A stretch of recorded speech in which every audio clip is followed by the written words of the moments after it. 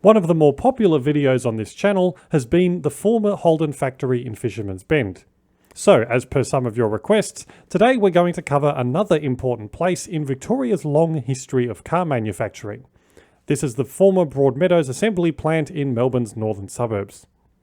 Just to clarify before we start, even though its official name refers to Broadmeadows, it is technically in the suburb of Campbellfield, so that's what I'll be referring to throughout this video. To begin with, the Ford Motor Company in Australia started in Geelong in 1925.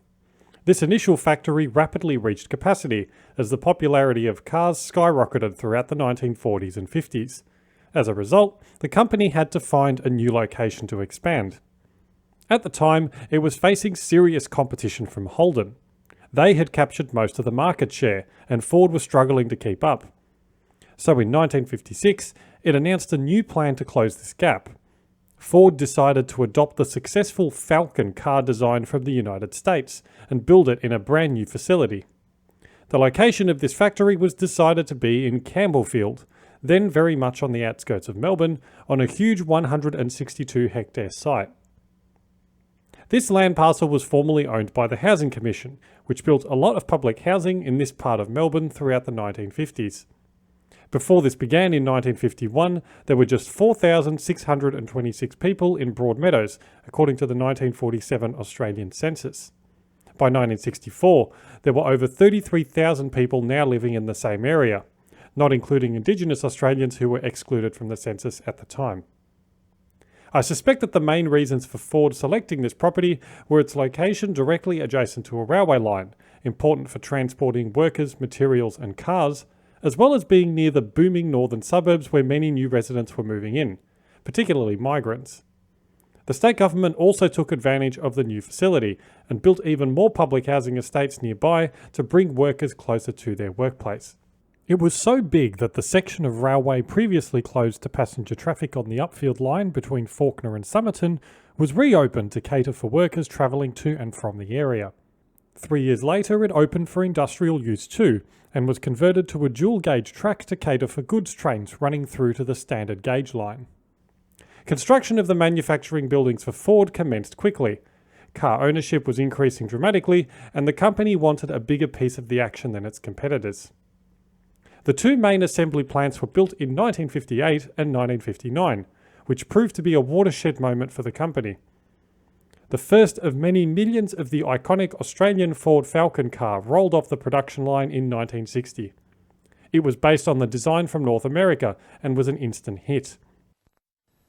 There's a new beauty on Australian roads, the new Falcon. The trim, taut, terrific new cars where grace takes on a wonderful new look. The new Falcon's the car you'll stop to look at and like.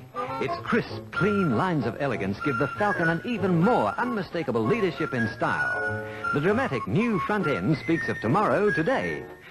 In just 2 years, over 100,000 Falcons were produced at Campbellfield, and the company decided to invest in further expansion of the factory to keep up with its newfound success. By 1968, Ford had over 20% of Australia's car market share. The administration building, designed by architects Buchan Laird and Buchan, had been built in 1964 and still stands today. The 1970s continued to see further expansion and changes at the Campbellfield factory.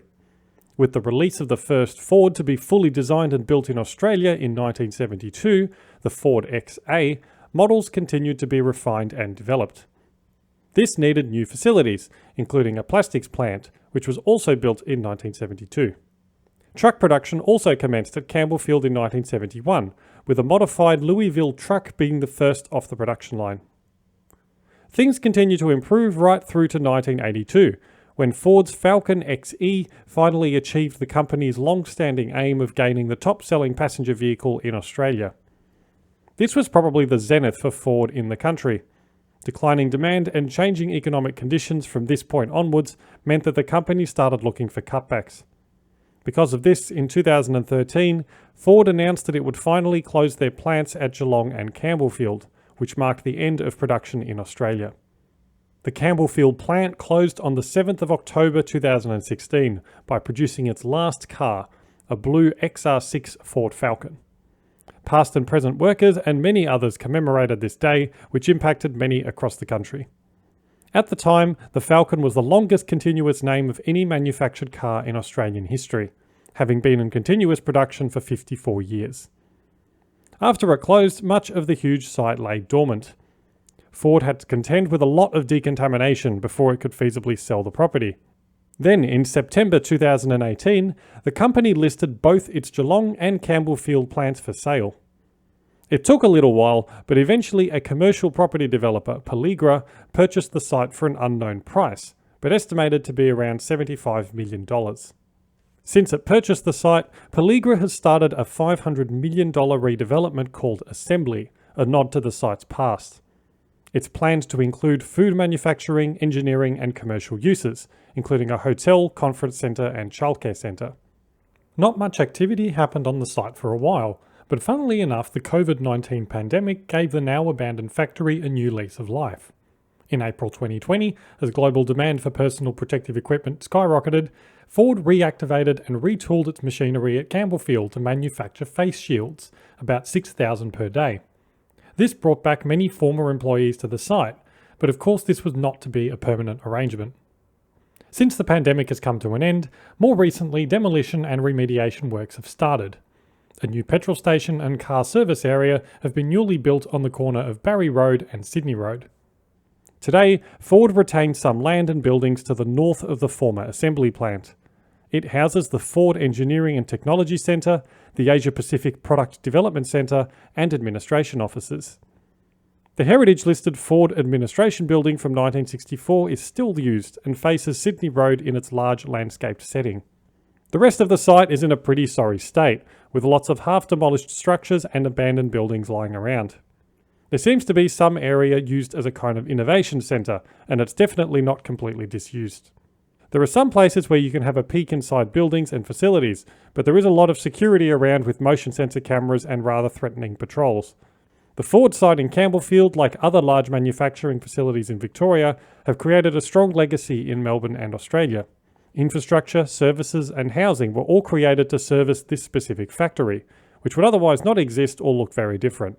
In particular, it's left its mark on the thousands of people who worked here or in other parts of the supply chain over many decades, and has continued to do so in the places that it left behind.